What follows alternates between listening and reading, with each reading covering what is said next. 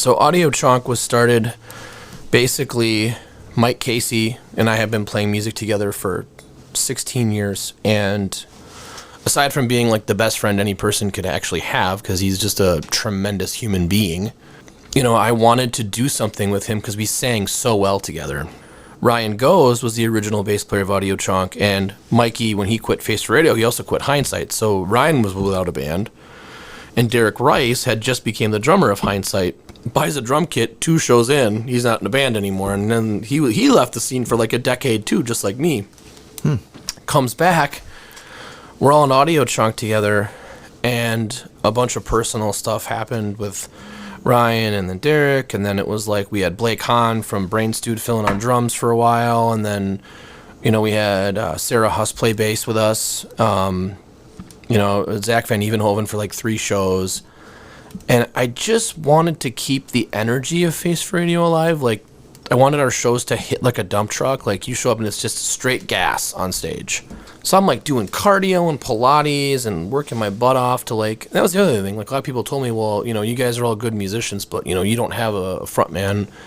And I'm definitely not a Sabini or a Mikey or a Scotty even, but like, I knew that if I played with a bunch of guys who had big presence, we could make a band that people would want to watch, and if anything, the energy was there. Step forward, New Year's Day last year, we get Austin Close on bass, who's never played bass. He joined Chonk because he wanted to learn how to play bass from Mike Casey, who, by the way, he's a really good bass player. Like I joined Benchwarmers to play with him because I wanted to play bass in his band and learn from him. Austin comes in wanting to like learn from us about singing harmonies and doing all this stuff, and it was like New Year's Day last year. We're at Anduzzi's. It's 19 degrees out, and this video is on Facebook, so after the show, if you guys go check it out, it's on his Austin Makes Music page. This dude's up front after every single song he plays, like, Led Zeppelin, Led Zeppelin, and I can't sing that. Like, nobody wants to hear me sing that. So I'm sitting there and I'm getting frustrated because, you know, he's not sober. And as the show goes on, he is definitely getting less and less sober and more obnoxious. So finally at set break, I walk out the side of the trailer. I'm soaking wet. It's 19 degrees out because up there's heaters underneath. But like, you'd walk back towards the drums, you'd sweat, and then you'd walk up front and your hands would freeze because you're wet. This guy's standing the side stage, and all my bandmates are like throwing the hot potato at me. They're like, well, you got to get Drew's permission. And I'm like, all right, I'll take one for the team and deal with this guy. So I said to him, how much do you have in your wallet? And he's like, excuse me? I said, you've been in my face all night throwing beer. How much do you have in your wallet? And he's like, $200. And I was like, throw that on the stage. We'll play your song.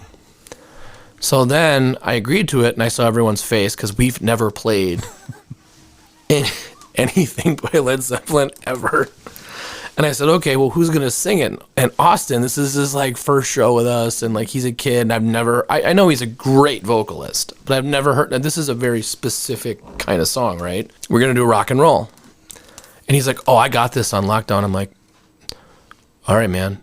I'm like, you don't want to shit the bed, though, in front of 6,000 people in your first show, do you? Like, and he's like, dude, I got this. And I was like, okay, young bull, you know, like, let's just track it back here for a second.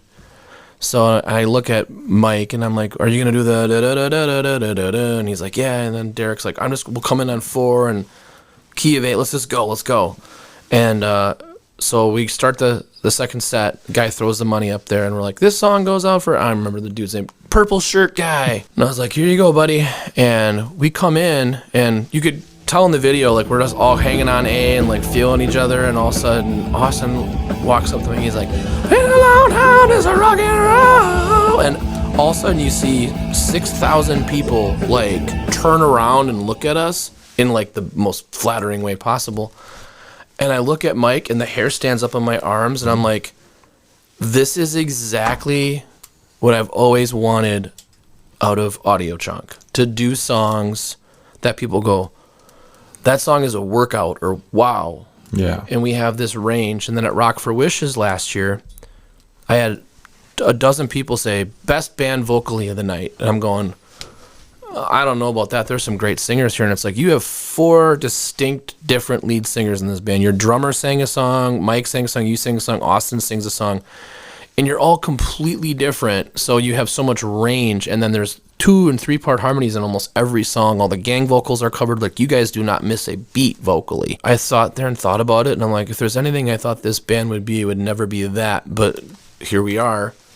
And that's kind of like how Audiochonk got started. I wanted the feel and the emotion of Face for Radio, and I wanted to keep that sledgehammer to be like, when we come out, it's like you're just getting a wall of sound at you and just this sonic force.